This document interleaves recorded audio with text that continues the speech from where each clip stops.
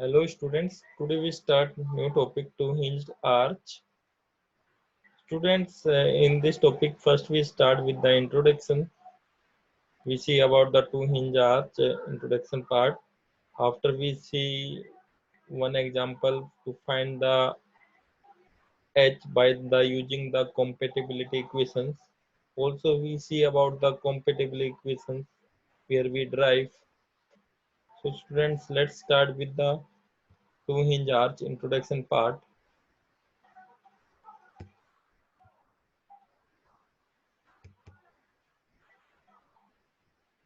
Two hinge arches. Students, here you can see these structures have a two hinges at point A and B. You can say at the end. So, students, due to the hinge point, here we act two forces H and RA. Here also two forces H and RB. Here, generalized load applied, any load W at a center, or you can say crown. Here is not any type of hinge provided. You see the difference between two hinge arch and three hinge arch. In the three hinge arch, here hinge is provided, and two hinge arch, here hinge is not provided at crown. Only two hinge is provided at the end. Here we see that part is called outer surface. You also can say extrudos. This part is called inner surface, that is called introdos or soffit. Right.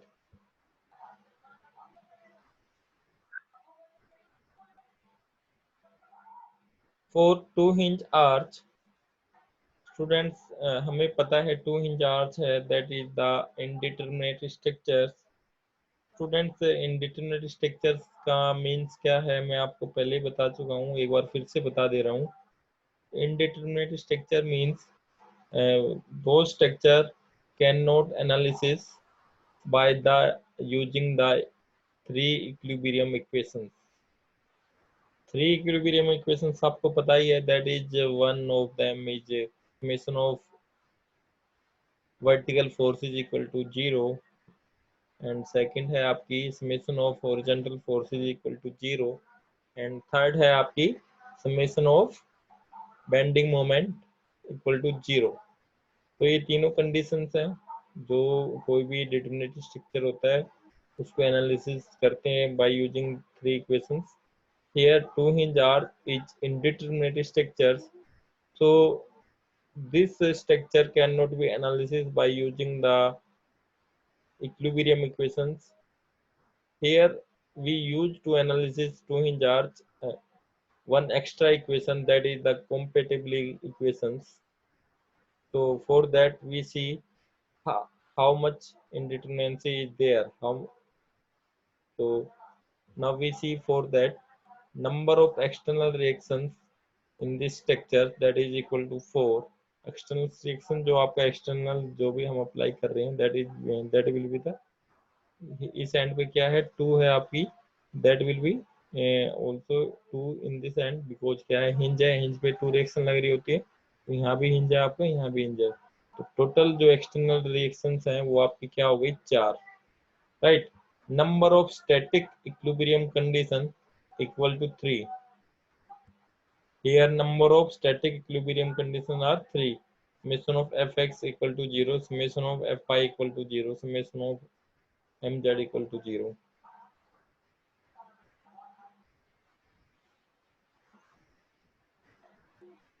Degree of indeterminacy equal to 4 minus 3 equal to 1. तो यहाँ पे जो आपके indeterminacy है, degree of indeterminacy वो क्या है 1. Hence one extra equation is required, that is called compatibility equations. तो स्टूडेंट्स हमें यहाँ पे कितनी इक्वेशन चाहिए, एक इक्वेशन चाहिए हमें सोल्व करने के लिए. इस एनालिसिस को। दो हमारी बाकी तो है ही, तीन और एक इक्वेशन और चाहिए। तो ये जो डिग्री ऑफ इंडिटरमिनेंसी है ये हमें बता रही है कि हमें कितनी कॉम्पेटिबिलिटी इक्वेशन यूज करनी है यहाँ पे। तो यहाँ पे 1 आया तो 1 है हमारा we using the compatibility equation, right. यदि हमारा यहाँ पे 2 आता तो आपका कितनी इक्वेशन यूज करते, 2 कॉम्पेटिबिलिटी इक्वेशन यूज करते। But in case of 2 hinge arch में आपका यहाँ पे ऑलवेज 1 रहेगा, राइट, क्योंकि हमारी ऑलवेज 4 रिएक्शन ही रहने वाली है एक्सटर्नल, और ये तो हमारी कांस्टेंट की 3 ही रहेंगी, ठीक है। तो यहाँ पे ऑलवेज 1 ही रहेगा, ठीक है। मैं बाकी क्वेश्चंस के लिए बता रहा हूँ कि यदि मान लो आपको कोई और किसी टाइप के क्वेश्चन सोल्व करने पड़े तो उसके लिए कितनी कॉम्पेटिबिलिटी इक्वेशन यूज करनी है, तो आप डिग्री ऑफ इंडिटरमिनेंसी फाइंड आउट करेंगे और उसके अकॉर्डिंग आप कॉम्पेटिबिलिटी इक्वेशन यूज करोगे, राइट। तो अभी कॉम्पेटिबिलिटी इक्वेशन होती क्या है और कैसे निकाली जाती है, तो आपको ये मैं बताने जा रहा हूँ अभी।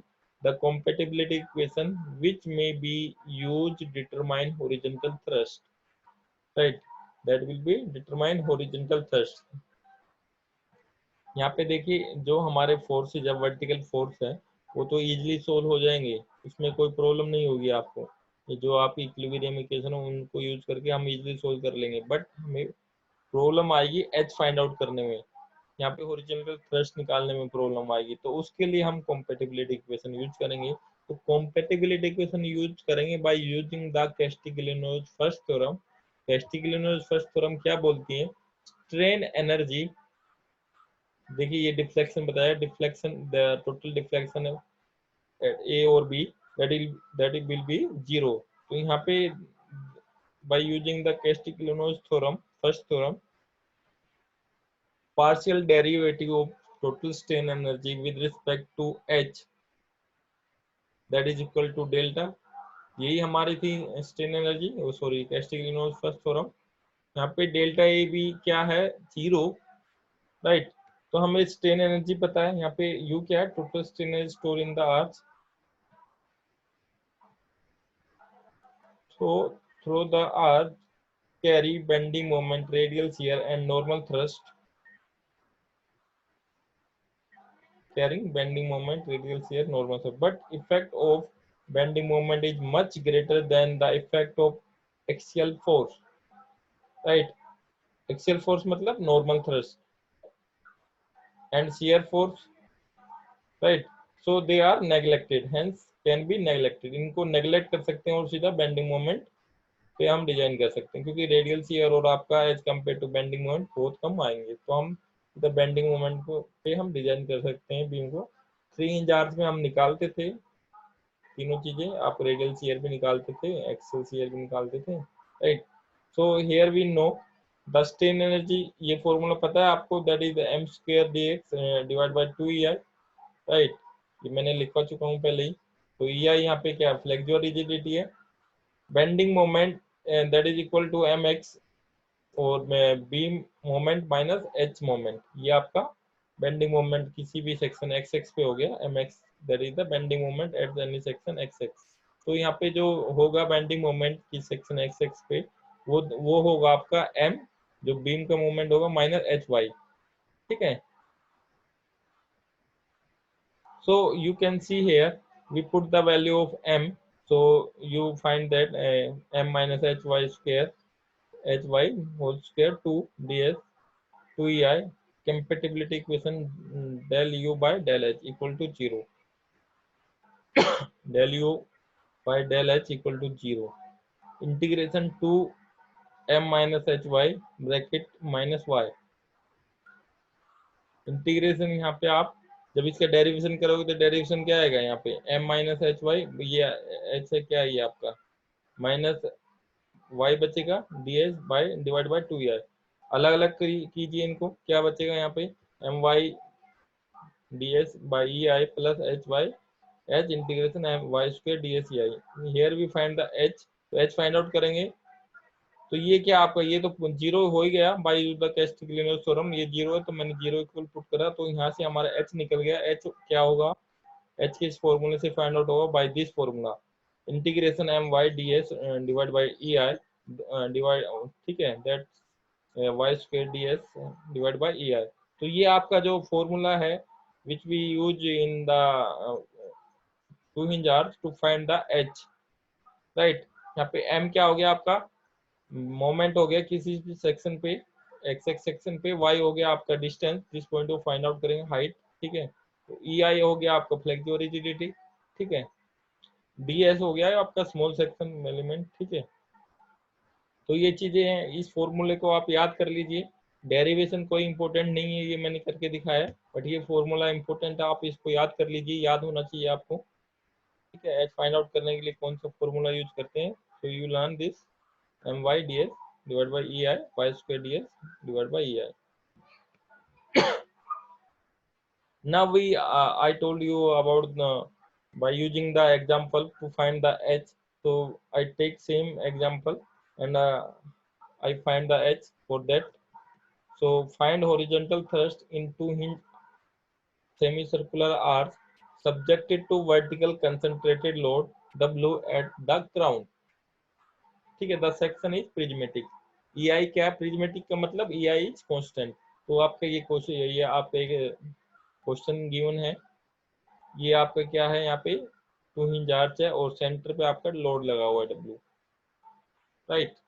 तो यहाँ पे हमें अभी हॉरिजॉन्टल थ्रस्ट फाइंड आउट करना है। तो हॉरिजॉन्टल थ्रस्ट कैसे फाइंड आउट करोगे, bye using the formula of H, right, you can say using the compatibility equation.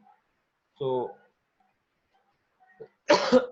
here formula of h that is equal to 2, integration limit क्या है यहाँ पे मैंने पुट करी है 0 to pi by 2 M Y D S divide by E I, यहाँ पे multiply by किया है 2 0 Y by 2 pi square D S. देखिए ये 2 मैंने क्यों मल्टीप्लाई किया है, क्योंकि हमें पता है लोड सिमेट्रिक है, सेम ये पोर्शन को सोल्व करें या सेम इस पोर्शन को सोल्व करके मल्टीप्लाई करते 2 से, तो उसका कोई इफेक्ट नहीं है, right.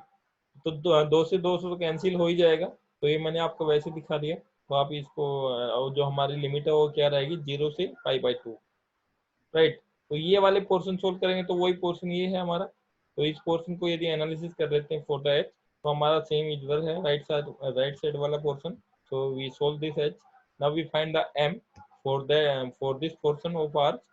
So we taking the M for any section X X, right, M for any section X X. तो आपका क्या रहेगा यहाँ पे, मान लीजिए इस पॉइंट है, ये हमने एलिमेंट कंसिडर किया, ये पॉइंट है हमारा जिसपे हम बेंडिंग मोमेंट फाइंड आउट करेंगे। तो that is equal to M R A into X, R into X. अब आर ए क्या है यहाँ पे, W2 है भाई, वर्टिकल फोर्स है, सिमेट्रिक है, तो W2 इधर आ गया, W2 इधर आ गया, ठीक है। W/2 multiply by this distance x। देखिए सेमी सर्कुलर आर्च है, तो हमें पता है that is the R sine theta, sorry that is the, ये हमारा एंगल थीटा है विद दिस। सो ये क्या रहेगा आपका R cos theta, and total क्या आपका आर, तो R minus R cos theta, तो ये क्या बचेगा हमारा R minus R cos theta, right. तो मैंने यहाँ से आर कॉमन ले लिया, 1 माइनस कोस थीटा बचा है हमारा, राइट। हमने वैल्यू ये एम की पुट कर दी यहाँ पे, that is the W/2 R 1 minus sine theta. अब ये हमारा डी एस है, तो जो डी एस है वो भी हमारा अलग होगा, that is the D S. तो हमें इसको डी एक्स की टर्म मिलाएंगे तो क्या रहेगा, सॉरी डी थीटा की टर्म मिलाएंगे, तो that is the D theta. तो हमारा ये डी थीटा है, तो ये कितना हो गया, ये अपना आर है, तो ये आर्क लेंथ कितनी होगी यहाँ पे, आर डी थीटा, ठीक है, R D theta R sine theta.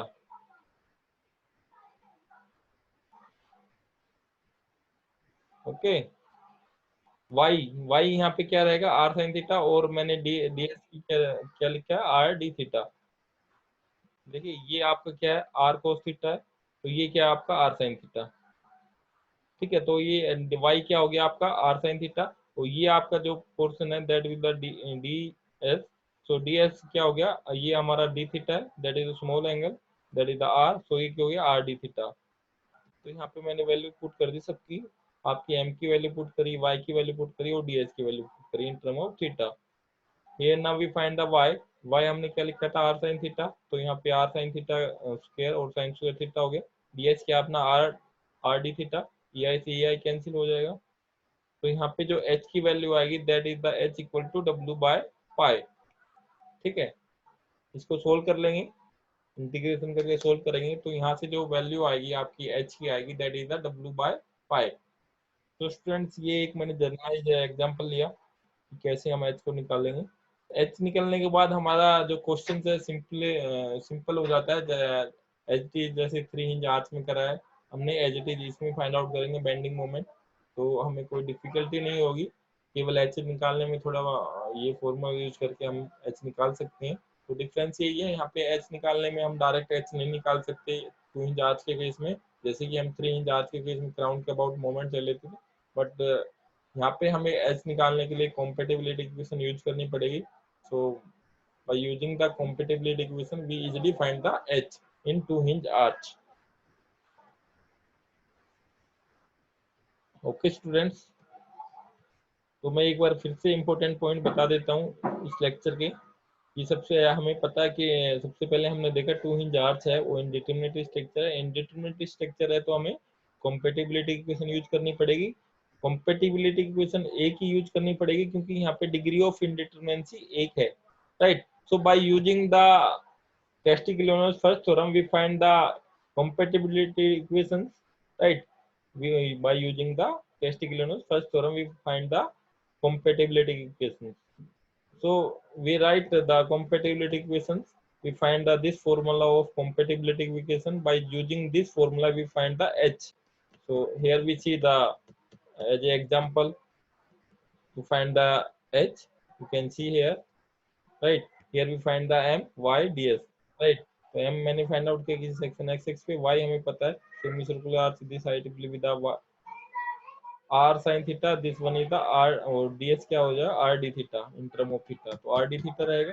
तो यहाँ से हमने h फाइंड आउट किया दैट इज द w पाई। तो स्टूडेंट्स ये आपका मैंने इंट्रोडक्शन थोड़ा पार्ट कराया 2 इंच आर्च का। नेक्स्ट लेक्चर में हम न्यूमेरिकल देखेंगे। So till there bye, take care. Okay students, bye, take care.